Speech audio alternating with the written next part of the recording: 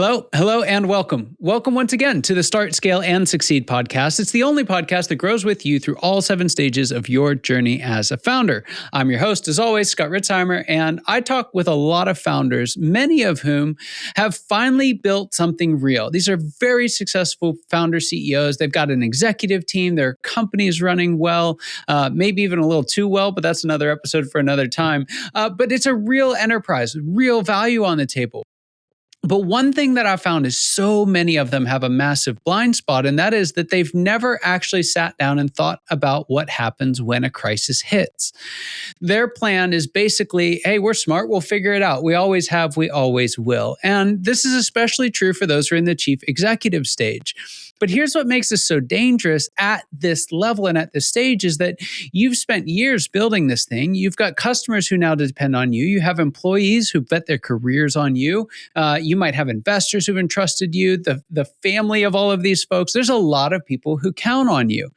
And all of it, every bit of that value can evaporate in a matter of days if the right crisis catches you the wrong way. And so the irony of it is that you finally have the organizational maturity to build a real crisis system, but most founders at this stage don't do it because nothing bad has happened, at least not yet. They're protecting everything except the one thing that could take it all away.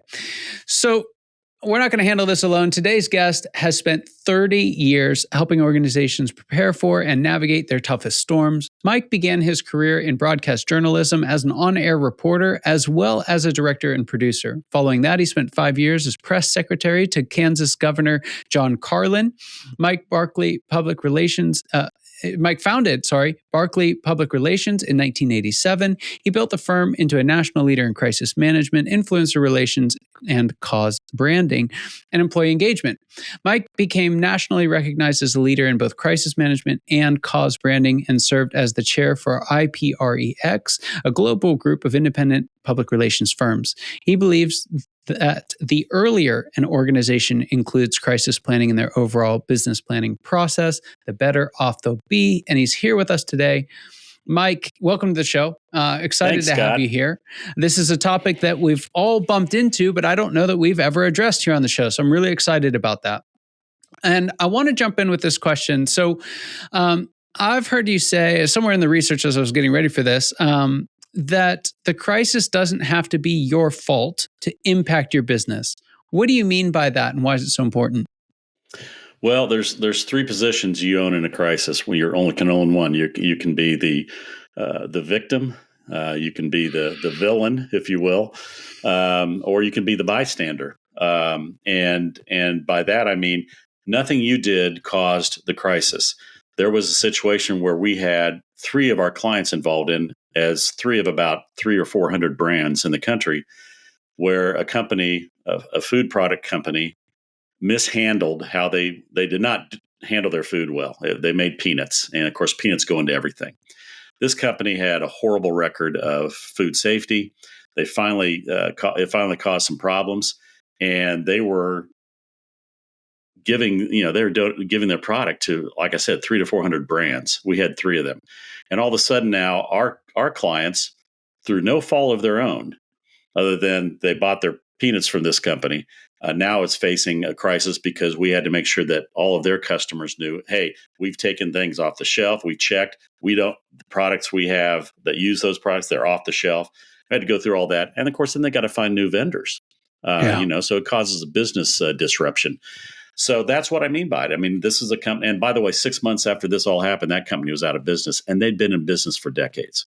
Wow. That's what can happen. And they caused, as I said, 300 to 400 other companies to have to deal with it. So you can be doing everything right and still have a problem. Yeah. Yeah, it's fascinating. So knowing that a big part of this may not even be your fault, how do you help your clients start to root out where their most, for lack of a better term, critical crises may come? The biggest risk, how do you help them assess that? Well, we created a process in the early 90s. We had a client to hire us. They were a fast food company. They were in 15 states at the time. Now they are national. But their head of PR approached me and we started talking. She said, I'm really worried. She said, we're growing so fast. I don't know if we're going to be ready to handle a problem. So first of all, there's somebody in the organization looking out for the future, which hopefully everybody listening to this has. If you're not doing it yourself as the head of the organization, hopefully you got somebody thinking about it. We put our teams in a room. We came up with a simple process. And step 2 of that process, after you form your team, and so that's the most important thing, is as a CEO, you need to pick the team of people that represent a cross section of your company's functions, and you need to select someone to run that team. And now you need to instill in them the fact that this is not part of your job. It's just as important a part as what I hired you originally to do, but now you're part of this team. Then we take that team, and to your question, we put them in a room and we ask them to come with a little bit of homework. Come in with a list of things that you think can go wrong. So usually 6 to 8 people is a nice size, depending on the size of your organization. It can be fewer, but I wouldn't have more than 8. But all of a sudden, if you and I are part of that team, Scott, you're going to bring in your list. I'm going to bring in my list. And 6 other people are bringing their lists. And some of our crises will overlap, but I'm going to have stuff you didn't have. You're going to have stuff I didn't have. And all of a sudden, we would always ring the room old school with the poster notes, not on the screen on the computer. I want that room filled because now everybody's looking around the room going, oh boy, okay, I get it now. There's 103 things that can go wrong. So that's where you begin the process of just simply identifying what can go wrong. And if you've done that step, you're now halfway home because you're now on the board. You can start thinking about, wait a minute, are there things we can be doing to prevent some of these from ever happening, or at least mitigate them from being worse than they could be? So now you're doing what we call real crisis management, because now you're looking at your organization saying, wait a minute, if we change this policy or change that approach, we might mitigate that from ever happening. And we can maybe take it off the list of things that can go wrong. So now before you even have a crisis, you're beginning to think about what can we do to make sure it doesn't happen again. So that was why that was such an important part of the process, was just getting people to simply identify what can go wrong. Right. So important. When you're putting together a team like this, I would imagine most of the folks listening don't have a team in place. And one of the things they might be thinking is, who would lead something like that? So how do you go about picking a leader, most importantly, and then helping them staff the right people from around the organization? Well, you look at your organization and let's say you've got 6 divisions or 6 departments, let's say. Well, you want a representative from every key function of the company. Let's use the word function. Every key function should have one person representing. And then out of that, I think then the CEO, that's one of the things you're getting paid for, is to, who can be the person who can corral this group. And keeping in mind, all these people have day jobs. This is now, we're just adding this to their list, because we know that they will be in a time of crisis, the people that can help us get through it. So you just pick the best person. I think you're looking for somebody obviously with leadership skills, good communication skills, able to manage up and down. They're able to tell the CEO, wait a minute, that's not a good idea. When the CEO comes up, well, maybe we should do this. You'd have somebody who can manage up and say, no, that's not a good reason, a good thing to do. And so that's what you're looking for, is a good leader who can do that. And sometimes that is maybe your head of communications. They'll be part of the team, and that may be the person just because of the role they play already. Right. Some folks might be forgiven for mistaking this for their strategic planning process. How is this different from strategic planning? Well, I would consider it a subset of strategic planning. So anytime you're going into a strategic plan, there should be a line item of crisis planning. And if you've put our process into place, we call it CrisisTrak, if that's in place, then your part of your strategic planning is just to go back and make sure that everything's up to date. Are there new risks that can occur that we haven't thought of before? Are there, again, reviewing, are there things we could be doing to help mitigate any of these things from happening? So to me, that's part of your strategic plan. It should just be a review every year, or every however you do it, but usually every year, a review of your crisis planning process. It's just part of your strategic plan, because they think about it, all the positive stuff you're doing, all of the investment you're making in promoting your company, promoting your products, your services, everything you're doing takes a hit if a crisis happens and you're not ready. So to me, if it's not part of your strategic plan, as a core element, I think you're missing it. So on the other side of this, I think an interesting challenge once you start to get into it is you get those sticky notes all over the room. It can be a little overwhelming, right? There's a lot of things that can go wrong. There's a lot more things that can go wrong than go right to some extent, right? It's probably an infinite number of both. So I don't know that that's mathematically correct. But I can see it, especially over time, getting easy to get a little disillusioned by all the things that can go wrong, or to get a little worried about all the things that can go wrong. How do you help folks to strike, what was it, Carlin's talked about productive paranoia? How do you keep this to being a productive part of the planning process?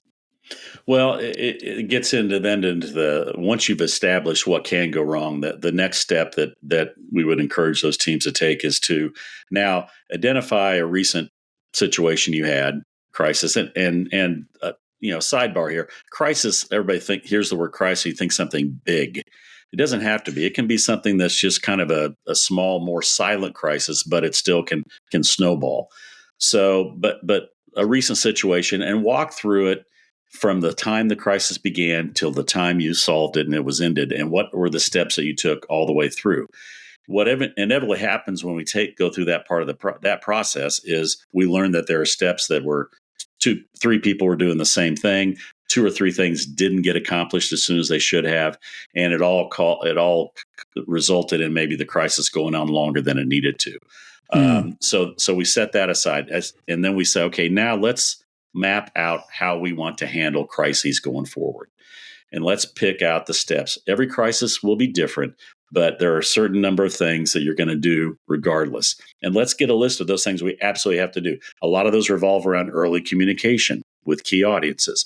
A lot of those will revolve around making sure that the team is activated, making sure you have a backup team that's taken over the roles of the crisis team in their regular job, so your business doesn't suffer while the crisis is going on. You got to keep the trains moving. And so those are all steps we put in place. And now we've got a map of, okay, these are 10 things we're going to do when the crisis hits. The next step is we create a message, go back to our risk, create 3 to 5 key messages for every risk. So now, getting back to your question, is we're getting off of defense and onto offense. So now, yes, we've realized there's a lot of things that can go wrong, but now we're putting steps in place of what we're going to do. We have messages ready to go so that we don't have to sit in a room for 2 hours thinking of what we're going to say. We can get a message out the door like that to all of our key audiences. And now we're on offense. And once you're on offense in a crisis and you stay on offense, it's going to end faster, I guarantee you. And it's going to end better than it might have if you weren't prepared. And that's what gets back to me, being part of your overall strategic plan is just this. You need to have this in place all the time. I may get this quote wrong. I think it was Dwight Eisenhower who said, plans are meaningless, but planning is everything. And so I think there's a certain benefit of this, at least in my experience, of just the process of walking through thinking about what the crisis might be. I'm not hearing you say you need to know what every crisis is and have a plan for every single potential crisis. No. Right. But I correct me if I'm wrong, but I think a big part of the value of doing this planning is just getting the reps on thinking through how would we respond to a crisis that came up. Would you agree? Totally agree. And to hammer home your point is it's not about a plan for each crisis. It's about a plan to manage any crisis. Yeah. Because again, it comes back to not thinking about one thing that can go wrong and is going to take us south, but it's about any of these can happen. But as long as we now know our first 10 steps, we know what we're going to say. We've got a team in place that's managing it now every step of the way. The CEO is engaged with the team. And now you got, and then it becomes part of your ongoing operations. That's what I want founders and CEOs to think about. It's just like your marketing plan. It's just like your communications plan. It's like your sales plan. You have plans in place and people running those. This is the crisis team, and they're running the crisis when it happens. And you need to be engaged from the standpoint of making sure you're hearing everything that's going on, but you let them manage it and they bring to you the solutions. Okay, here's the next step we need to take, and get the CEO to sign off. And so it becomes just like you would with any other team within the organization. Just treat it normally. And that gets back to your point of it's not about worrying about it. It's about staying on offense and understanding that we're now way ahead of the game. And here's what everybody has to understand is everybody's looking on. I mean, if this is something that's out in the media now, everybody's looking on. Your employees are looking on. How, people are not involved directly, but they're looking on. How are we handling it? They go home at night and their neighbors are saying, what the hell's going on over at your place? We want them to be prepared. We give them the key messages. Yeah, here's what we're doing. Yeah. Your key customers, all of your customers, but certainly your key customers may get the special treatment of the phone call or let's take a cup of coffee over and I'm going to tell you what's going on. You've got prospects you've been calling on. They're looking on. And if they see an organization managing their way through a difficult situation, they're going to be that much more inclined to continue doing business or want to do business with you. So good. It's so good. Mike, there's this question that I ask all my guests. I'm interested to see what you have to say, especially with this background. But what would you say is the biggest secret that you wish wasn't a secret at all? What's that one thing you wish everybody watching or listening today knew? I wish they knew how simple it is to have a crisis planning process in place. It's just that's that easy. You kind of alluded to it earlier, at the very beginning. You've never really talked about this on your podcast. That's not surprising to me. Unfortunately, that's not surprising because it's always a back burner thing, and because people put it off. Well, nothing's happened. And when something does happen, we'll deal with it. If people knew how easy it is to put this CrisisTrak process in place that we put in place and used on many of our clients over the years, that put in place a process for them to be ready. It's simple. And then that 3 a.m. phone call is going to be a lot better because now you get the 3 a.m. phone call. It's from your crisis team leader who says, yeah, we got a problem. Here's what we've already done. We've got our messages ready to go out. And here's what we need you to do as the founder CEO. We got a call list for you. And now all of a sudden it's like, yeah, there's a problem, but it's being managed. And I'm going to play my role as the founder of making sure our most important customers and most important prospects know that we are on top of it. And once we're through with this, we're ready to go back to business. So good. Mike, there's some folks realizing this is an absolute essential. It's not something they have right now. If they're interested in implementing the CrisisTrak system or just learning more about the work that you all do, where can they find out more? Well, 2 places. Go to my LinkedIn profile. I think I'm Mike Swenson 1, but just go on LinkedIn and search Mike Swenson and Crisis, and my site will come up. And there's a ton of content on there that is just there for people to review and read and hopefully gain some insights from regarding crisis preparation and crisis management. And then at CrisisTrak.com, crisis and then track is TRAK.com. There is a series of 9 videos that you can purchase, and I go through in great detail how to build the crisis plan out. And you can do it yourself.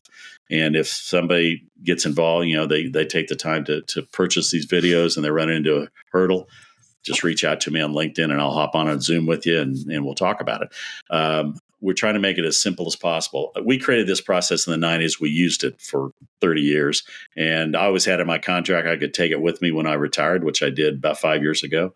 And I finally took it off the back burner myself and started doing something with it because it's something I'm very passionate about.